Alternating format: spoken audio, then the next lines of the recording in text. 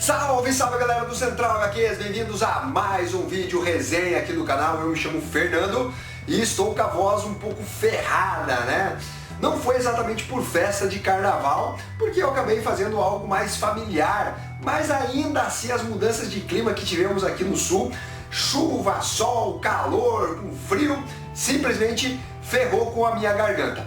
Hoje nós vamos falar de duas publicações, começando por Amor sobre Rodas, material da Primunis com o Wanick Correia.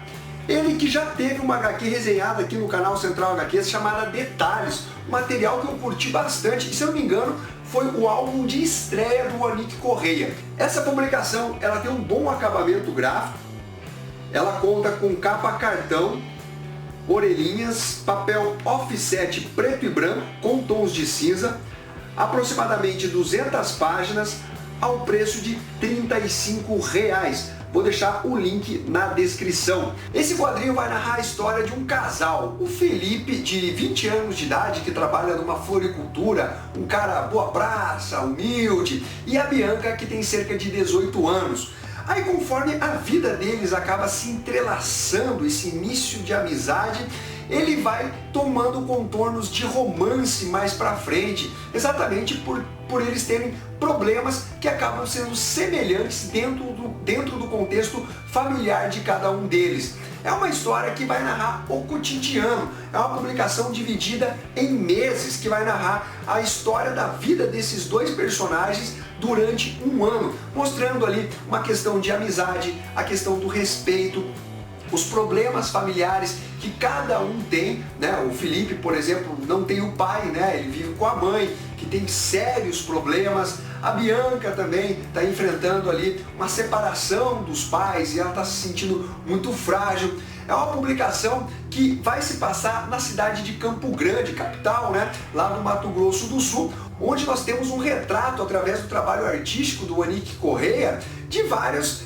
pontos turísticos das cidades, locais marcantes, principalmente para quem mora em Campo Grande. A arte dele tem essa pegada um pouco mais cartunesca, uma coisa mais alegre e combina perfeitamente com o tom dessa publicação. É uma história que muitos leitores podem acabar se identificando com ambos os personagens, esse lance do romance, eu diria até uma espécie de primeiro amor, as decepções, a tomada de decisões que podem acabar ferindo o outro, mas que é para o seu próprio bem. E ferir, que eu digo, é sentimentalmente, a questão de você ficar longe dessa pessoa e tudo mais. É uma história contada de forma bem tranquila, é uma leitura gostosa, porém eu senti a falta de algo que movimentasse um pouco mais as páginas, talvez causasse um impacto, uma surpresa no leitor. Da mesma forma que você começa a publicação, você termina ela com o mesmo tom, obviamente tem algumas variações,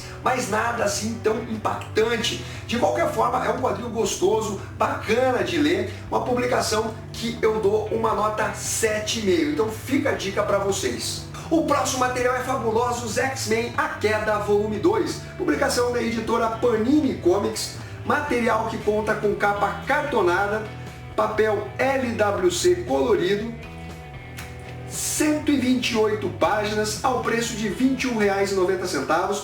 Vou deixar o link caso tenha na Amazon, né, para você comprar com desconto. Compila as edições de Uncanny X-Men 6 a 10, com roteiros do Ed Brisson, Matthew Rosenberg e Kelly Thompson, ilustrado por Ildiray Sinar, Peri Pérez e R.B. Silva, o brasileiro R.B. Silva.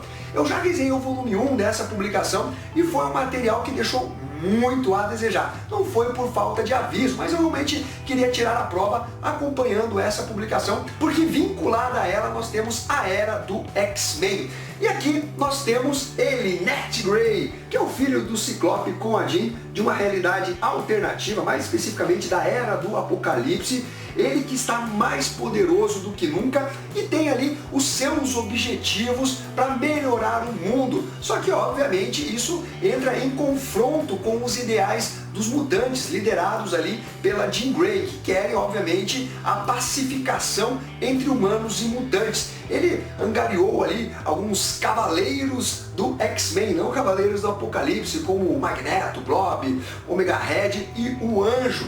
Algumas coisas são interessantes de notar nessa publicação, é que quando o roteirista ele quer focar num personagem muito poderoso, ele precisa ter o dom, a escrita necessária para poder contar uma história sem que fique incoerente. Porque quando se trata de um personagem muito poderoso, ele pode praticamente fazer qualquer coisa. Então fica difícil você nivelar um combate, por exemplo, do Ned Grey, que pela primeira edição poderia destruir os mutantes da onde ele estava e ao mesmo tempo ele mandava os seus cavaleiros enfrentar os X-Men e enganavam ele, sabe? Fica essa coisa meio destoante. E aqui nós continuamos nessa mesma leva, né, do Ned Grey super poderoso e ali os X-Men tentando conter uma participação muito importante dos novos mutantes, que são colocados como uma espécie de subgrupo dos X-Men e tentam se provar a todo momento. Eles vão para o, entre aspas, aí,